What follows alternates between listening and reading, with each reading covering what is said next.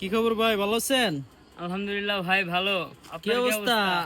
এই তো আলহামদুলিল্লাহ। আপনি তো শুকাই গেছেন আগেরতে। আগের মতো কি আগের খাওয়া মতো দাওয়া করেন খাইতে না? পারি না ভাই।